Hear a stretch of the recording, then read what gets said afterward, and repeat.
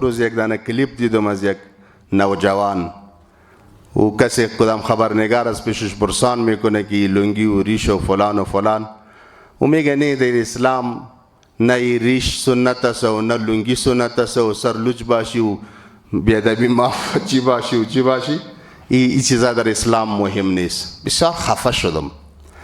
خفه به این شدم، از چند ناحیه خفه شدم که یگان دوستا چرا امی اسلام غلط توجیه میکنن، شریعت چرا غلط توجیه میکنن، چرا چی جبر است؟ بخاطر ازی که ویدیو را باس وایرل بگن، چی میگن فالوور زیاد شو وایرل شو چی پیسه بیایا الله، بخاطر حاصل کردن چند رپا یا بخاطر جلب توجه یگان نفر ریش کلا یا بخاطر جلب توجه یگان نفر تو این کار میکنی، خو از خدایت نمیترسی؟ پیش الله روینده هستم کل ما، یعنی ما بخاطر خوش ساختن کسی دین خود تحریف کنم و قرآن تحریف کنم و حدیث پت کنم، از ما کرده خو احمق ترین انسان دگه کس نخواد بود. از خاطر تو حاجی صاحب و از خاطر تو رئیس صاحب و از خاطر تو فلان صاحب ما دین تحریف کنم که تو را خوش سازم و خدای خدا خفا کنم، این خود عقل خلاف است. چرا ای تو میکنن این مردم؟ چرا از الله نمیترسن؟ در مورد ریش ما سابقا براتان گفته بودم، ریش سنت 1,24,000 پیامبر است. 1,24,000 پیامبر. ای تمام صحابه ما ریش داشتن، تمام صحابه. در صحابه کرام دو کتگوری صحابه هستند. یک جزئی است که وضاحت میتم. یک کتگوری صحابه هستند که و قائل یزیستن که ریش لا شوا، هیچ غرضش گرفته نشوا. یک کتگوری صحابه که دو عبدالله ابن عمر شامل است، ابو هریره رضی الله عنه شامل است، خود حضرت امیر المؤمنین عمر فاروق رضی الله تعالی عنه. اسی صحابه نظر شانی است که از یک قبضه که اضافه میشه، از یک قبضه گرفته شوه، از یک مشت که اضافه میشه، از این طرف هم گرفته شوه و از این طرف هم گرفته شوه. این نظر از صحابه است. یعنی صحابه به دو کتگوری تقسیم هستند. بعضی از صحابه به اون نظر و بعضی از صحابه به این نظر. حالا مسلمان اختیار داره، کس شوق و علاقهش که مکمل زیاد دراز میکنه هم اختیار داره، کسی شوق و علاقهش که به اندازه یک قبضه میمانه هم مشکل نداره. یم اتباع صحابه کرام است. صحابه ستاره ها هستند، ستاره های دین ما هستند. در اقتدای هر صحابی که باشه این صراط مستقیم هست، درست است. خو اما نظر هیچ صحابی نیست که از یک قبضه بم پایین باشه. گفتم این صحابه در دو کتگوری هستند بس. علی بیا در احادیث پیامبر ما علیه السلام امر آمده به ماندن ریش. چندین کلمات میآید: اعفا، وفور، وفروا اللحى، وفروا، اعفاء اللحیه، اعفوا اللحى، دراز کنین ریش را. دراز کردن امر آمده، 3-4 صیغه آمده: ارجو، اوفروا، وفروا، اعفوا اللحى، دراز کنین ریشایتان. در حدیث امر آمده. و علماء ما میگن امر حقیقت در امر وجوب هست، تاکہ یک قرینه صارفه یک قرینه پیدا شوه که امر دلائی امر بر استحباب است و بر مباح است، ورنه امر رسول الله مبارک صلی الله علیه و سلم و امر خداوند که به چیز آمد ای برای وجوب می باشه. رسول الله مبارک امر کد ای واجب است. الله اکبر. ابن عمر رضی الله تعالی عنہ می فرماید: امرنا باعفاء اللحیه، بما امر شده جانب رسول الله مبارک ریشه خود چی باریم؟ دراز باریم. امر شده. امر یک چیزی که پیامبر امر کنه او چی میشه؟ واجب بشه. یک واقعه در یادم آمد. یک کتاب است به نام الوفا.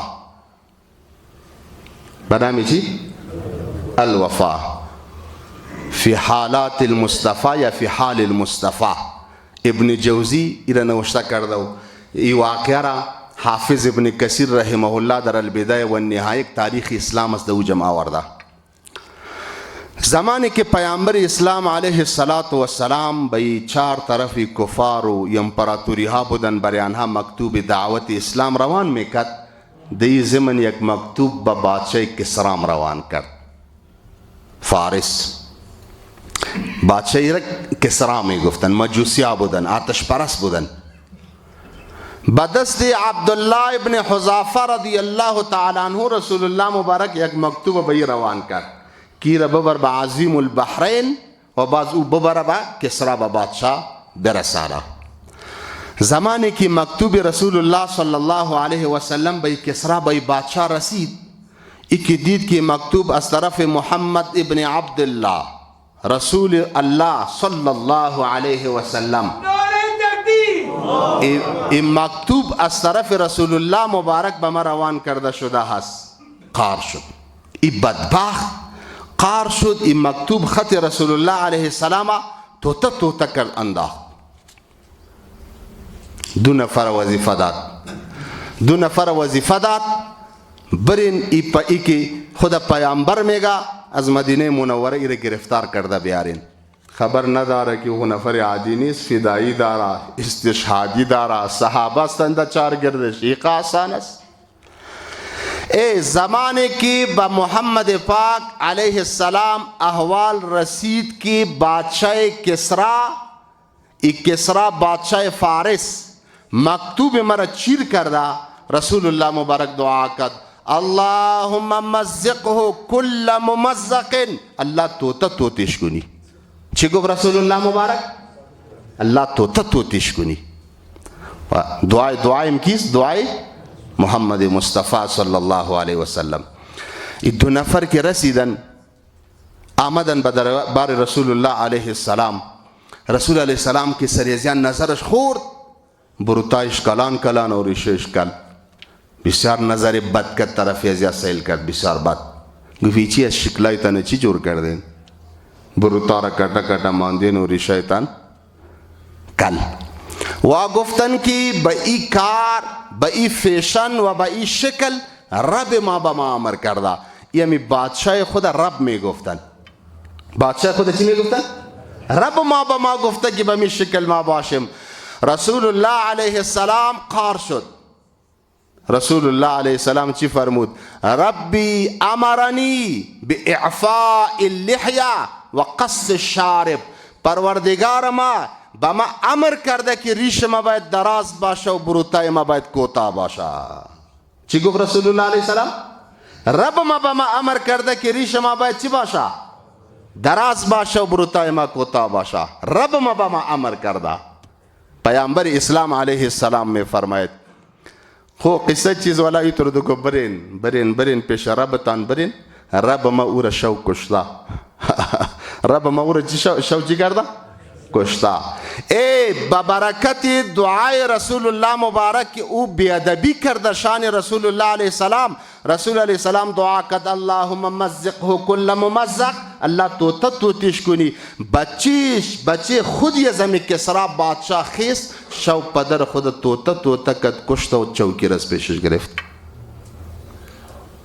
از برکت دعایی کی رسول الله صلی الله علیه وسلم. به هر حال هدف ما از این واقعی بود که پیامبر اسلام علیه السلام بر یزا بسیار بد سیل کرد. گوی چی کردین؟ بروتار کلان و ریشایتان کل. و بعد چی فرمود؟ پروردگار ما به ما گفته امر کرده که ریش ما دراز باشه و بروتای ما چی باشه؟ کوتاه باشه.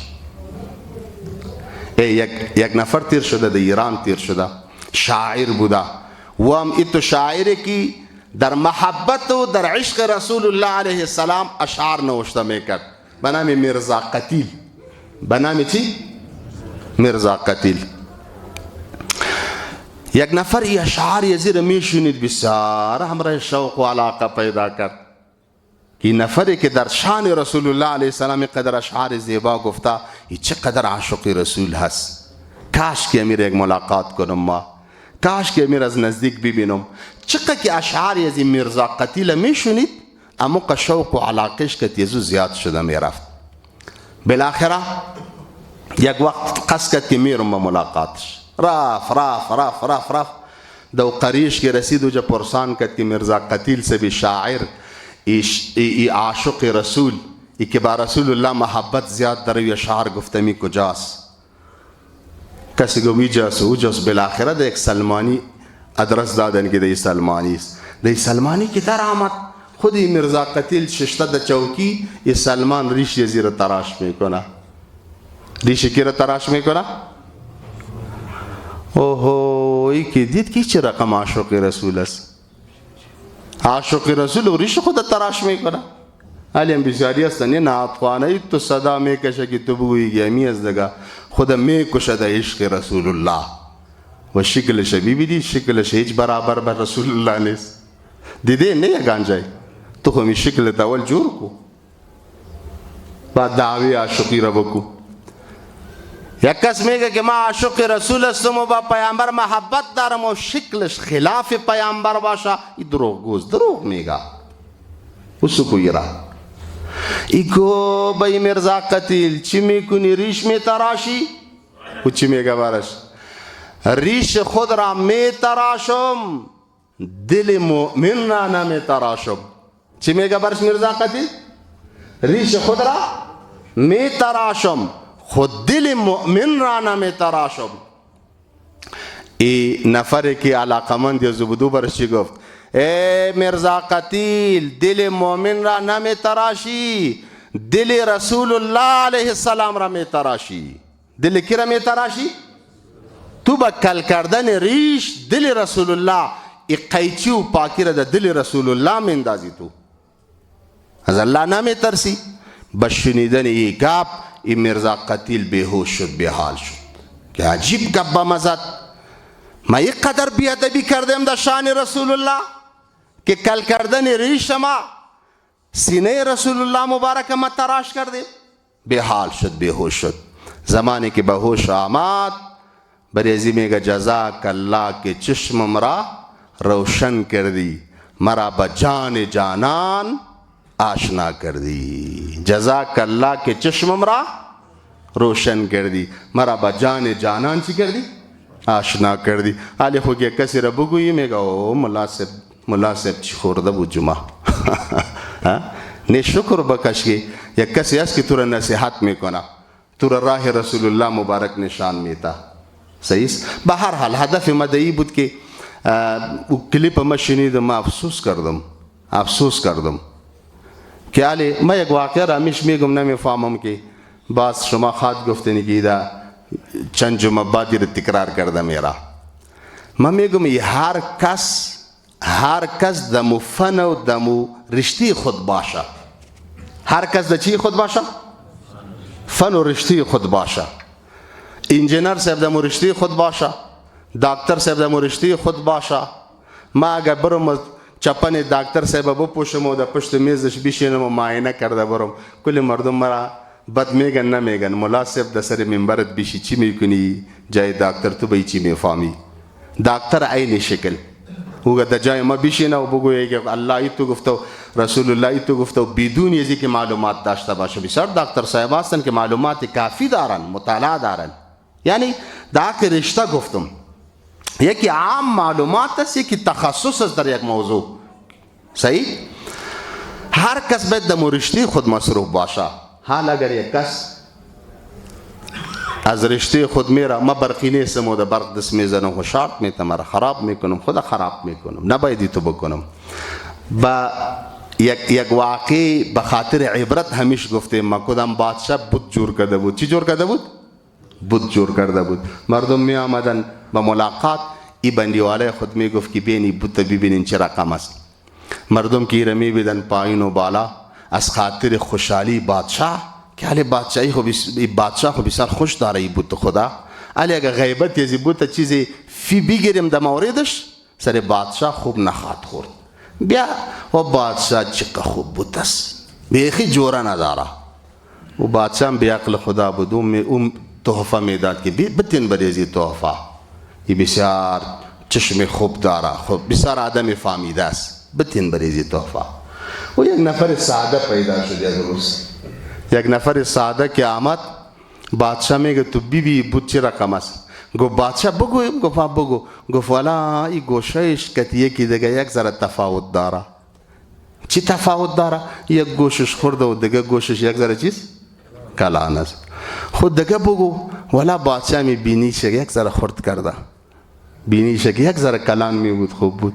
خود دیگه بگو. والا این چشمایش یکیش یک ذره کلان و دیگهش یک ذره. قهر بادشاه آمد که علی غیبت یزیر کردن میره و غیبتش میکنه و میکنه و میکنه. این چه بی عقل است. این نفر گفت تو چی کار هستی؟ گفت بادشاه سلامت من موچی استم. چی؟ گفت تو از بجلک و پایین گپ بزن. از کجا؟ از بجلک و پایین گپ بزن. چی میکنی که چشمایش چه رقم است و گوشایش چه رقم است و بینیش چه رقم است؟ مسئله که تو کجاست؟ از بجلک و پایین. تو پایینش ببینی که ناخونه چطور است و کلکایش چطور است. حالی من میگم یگان یوتیوبرها که یوتیوب خود پیش میبرن، یوتیوب خود پیش میبرن. ما خو اولم برای شما علی اعلان گفتیم اینا یاسر جانی جشیشتا که ما یک روپیه از این ناحیه نگرفتیم و نه ایره گفتیم که ماهانه که هر رقم بیایم ما یک روپیه از تو نمیگیرم. چرا؟ سبا روز که من تبلیغم میکنم در دلم می باشه که تو گپا بزنم که بس پیسه و جزیات بیایا. خود تباه کردم یا نکردم؟ ها؟ از امون روز اول گفتیم که از این ناحیه یک روپیه بیای توبه ما باشه نمیگیرم. الله می تو بتبا ما اگه اخلاص کرده باشم روزی رسان ما کیست؟ از این ناحیه من نمیگیرم. کسی فکر نکنه که تو هم در این مرض هستی. صحیح است. ما میگم یوتیوبرها چی میکنین علی در این مسائل دست میزنین بخاطر ازی که مردم این بیننده شما زیاد شود میگن نه ریش اهمیت داره نه سرلوچی و لنگی اهمیت داره فلان است و فلان است و فلان است. و از خاطر خدا ریش سنت است، به سنت رسول الله ثابت است، واجب هست. بعض مذاهب را فرض گفتن. چرا اهمیت نداره در دین؟ چرا این دین غلط توجیه میکنیم؟ بیاین بگوییم که اشتباه خود ما هست، نقصان خود ما هست که ریش اله کرده نمیتانیم. الله توفیق بده که ریش اله کنیم. همین طور هست یا نیست؟ دین خو غلط توجیه نکو. ما بخاطر خوش ساختن یا یگان انډیوال خود بگویم که برو خیره ای تو ریشم مشکل نداره. نه چرا بگویم؟ تو خوش شوی و خدا را از خود خفه کنم؟ از این که الله از پیشم خفه میشه و 1000 مرتبه که تو خفه باشی خوب است. تو به درد ما نمیخوری. اصل به درد ما کی میخوره؟ الله به درد ما میخوره.